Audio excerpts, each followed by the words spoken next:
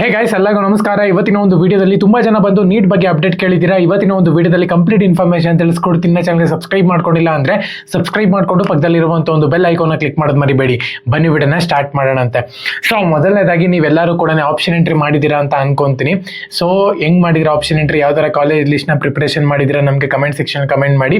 So option entry ಆದ್ಮೇಲೆ ನಿಮ್ಮ ಒಂದು ರಿಸಲ್ಟ್ ಬರೋದಿದೆ ಅಂತಾನೆ ಹೇಳ್ಬೋದು. ನಿಮ್ಮ ಒಂದು ರಿಸಲ್ಟು ಬಂದಾದ್ಮೇಲೆ ನೆಕ್ಸ್ಟ್ ಪ್ರೋಸೆಸ್ ಏನಿರುತ್ತೆ ಅಂತ ಹೇಳ್ಬಿಟ್ಟು ಇವತ್ತಿನ ಒಂದು ವಿಡಿಯೋದಲ್ಲಿ ತಿಳಿಸ್ಕೊಡ್ತೀನಿ.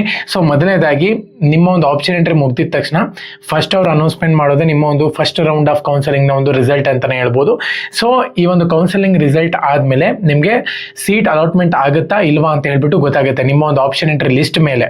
ಇವಾಗ 10 ಕಾಲೇಜಸ್ ಆ್ಯಡ್ ಮಾಡಿದ್ರೆ ಅಂದರೆ 10ರಲ್ಲಿ 1 ಕಾಲೇಜ್ ಆಗುತ್ತೆ. ಅದು ಕರೆಕ್ಟಾಗಿ ನಿಮ್ಮ ಒಂದು ಕಟ್ ಆಫ್ ರೀತಿನಲ್ಲೇ ಇರಬೇಕಾಗುತ್ತೆ. ಓಕೆನಾ? ಸೊ ಅದು ತುಂಬ ಇಂಪಾರ್ಟೆಂಟ್ ಆಗುತ್ತೆ. ಸೊ ಇದಾದಮೇಲೆ ಸೀಟ್ ನಾಟ್ ಅಲಾಟೆಡ್ ಅಂತ ಹೇಳಿ ಬಂದಿದೆ ಅಂತ ಹೇಳೋದಾದ್ರೆ ನೀವು ಚಾಯ್ಸ್ ಎಂಟ್ರಿ ಮಾಡುವಂಥ ಒಂದು ಅವಶ್ಯಕತೆ ಇಲ್ಲ. ಡೈರೆಕ್ಟಾಗಿ ನೀವು ಸೆಕೆಂಡ್ ರೌಂಡ್ಗೆ ಡೈರೆಕ್ಟಾಗಿ ಹೋಗ್ತೀರಾ. ಡೈರೆಕ್ಟ್ ಎಂಟ್ರಿ ಅಂತಲೇ ಹೇಳ್ಬೋದು. ಒಂದು ವೇಳೆ ನಿಮಗೆ ಸೀಟ್ ಅಲಾಟ್ಮೆಂಟ್ ಆಗಿದೆ ಅಂದರೆ ನೀವು ಖಂಡಿತವಾಗ್ಲೂ ಕೂಡ ಚಾಯ್ಸ್ ಎಂಟ್ರಿ ಮಾಡಬೇಕಾಗುತ್ತೆ. ಚಾಯ್ಸ್ ಎಂಟ್ರಿ ಆದಮೇಲೆ ಒಂದು ವೇಳೆ ನೀವು ಚಾಯ್ಸ್ ಎಂಟ್ರಿ ಮಾಡಿಲ್ಲ ಅಂದರೆ ಚಾಯ್ಸ್ 4 ಸೆಲೆಕ್ಟ್ ಮಾಡ್ಕೊಂಡು ಎಕ್ಸಿಟ್ ಮಾಡ್ತಾರೆ. ಸೊ ಹಾಗಾಗಿ ಹುಷಾರಾಗಿ ಚಾಯ್ಸ್ ಎಂಟ್ರಿ ಮಾಡಬೇಕಾಗುತ್ತೆ. ಚಾಯ್ಸ್ 1, 2, 3, 4 ಈ ಥರ 4 ಚಾಯ್ಸ್ ಇರುತ್ತೆ ಅಂತಲೇ ಹೇಳ್ಬೋದು. ನೀವು ಕಾಲೇಜಿಗೆ ಸೇರ್ತೀರಾ ಅಥವಾ ನೆಕ್ಸ್ಟ್ ರೌಂಡ್ಗೆ ಹೋಗ್ತೀರಾ, ಅದ್ರ ಮೇಲೆ ಡಿಪೆಂಡ್ ಮಾಡ್ಕೊಂಡು ನೀವು ಚಾಯ್ಸ್ ಎಂಟ್ರಿನ ಮಾಡಬೇಕಾಗುತ್ತೆ. ಸೊ ಚಾಯ್ಸ್ ಎಂಟ್ರಿ ಆದಮೇಲೆ ನಿಮಗೆ ನೆಕ್ಸ್ಟು ನಿಮ್ಮ ಒಂದು ಏನೋ ಕಾಲೇಜ್ ಅಡ್ಮಿಷನ್ ಆಗಿರ್ಬೋದು. ಸೊ ಇವೆಲ್ಲ ಪ್ರೋಸೆಸ್ ಅನ್ನುವಂಥದ್ದು ಸ್ಟಾರ್ಟ್ ಆಗಿಬಿಡುತ್ತೆ. ಅದಾದಮೇಲೆ ನಿಮ್ಮ ಒಂದು ಸೆಕೆಂಡ್ ರೌಂಡ್ ಅನ್ನುವಂಥದ್ದು ಸ್ಟಾರ್ಟ್ ಆಗುತ್ತೆ. ಈ ರೀತಿ ಒಂದು ಪ್ರೋಸೆಸ್ ಇದೆ ಅಂತಲೇ ಹೇಳ್ಬೋದು. ಇವಾಗ ಸದ್ಯದ ಮಟ್ಟಿಗೆ KN ಅವರು ಯಾವುದೇ ನೀಟ್ ಕಡೆಯಿಂದ ಅಪ್ಡೇಟ್ ಕೊಟ್ಟಿಲ್ಲ ಸದ್ಯದ ಮಟ್ಟಿಗೆ ವಿಡಿಯೋ ಶೂಟ್ ಮಾಡೋ ಟೈಮ್ನಲ್ಲಿ.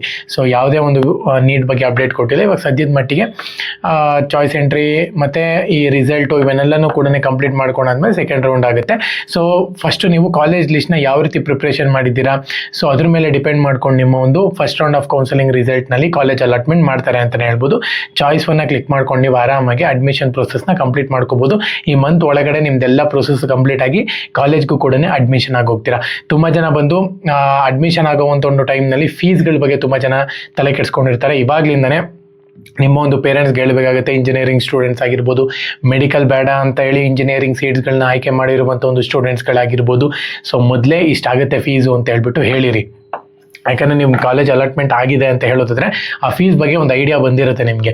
ಸೊ ಅದ್ರ ಪ್ರಕಾರವಾಗಿ ನಾನು ಈ ಕಾಲೇಜನ್ನ ತೊಗೊತಿದ್ದೀನಿ, ಇಷ್ಟು ಫೀಸ್ ಆಗುತ್ತೆ ಅಂತ ಹೇಳ್ಬಿಟ್ಟು ಮನೆಯಲ್ಲಿ ಹೇಳಿದ್ದೀರಾ ಅಂದರೆ ಏನು ಒನ್ ಟೈಮ್ ಪೇಮೆಂಟ್ ಆಗಿರುತ್ತೆ ಇದು. ಸೊ ಹಾಗಾಗಿನೇ KM ಮುಖಾಂತರ ಹೋಗಿದ್ದೀರಾ ಅಂದರೆ ಸೊ ಇಮ್ಮಿಡಿಯೇಟಾಗಿ ನೀವು ಕಟ್ಟೋಕ್ಕೆ ಈಸಿ ಆಗುತ್ತೆ. ಸೊ ಹಾಗಾಗಿದೆ ಪ್ರತಿಯೊಬ್ಬರು ಕೂಡ ಕಮ್ಮಿನೂ ದುಡ್ಡಾಗುತ್ತೆ, ಕ್ಯಾಟಗರಿ ವೈಸ್ ಇನ್ನೂ ಕಮ್ಮಿನೂ ದುಡ್ಡಾಗುತ್ತೆ, ಮತ್ತು ಒನ್ ಟೈಮ್ ಪೇಮೆಂಟ್ ಆಗಿರೋದ್ರಿಂದ ಸ್ವಲ್ಪ ನೋಡಿ ನೀವು ಪೇಮೆಂಟ್ನ ಮಾಡಬೇಕಾಗುತ್ತೆ. ಓಕೆನಾ? ಜಾಸ್ತಿ ನೀವು ಆನ್ಲೈನ್ ಪೇಮೆಂಟ್ ಮಾಡೋಕ್ಕೆ ಹೋಗ್ಬಿಡಿ.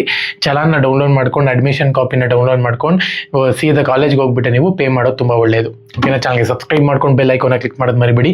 ಜೈ ಹಿಂದ್, ವಂದೇ ಮಾತರಂ.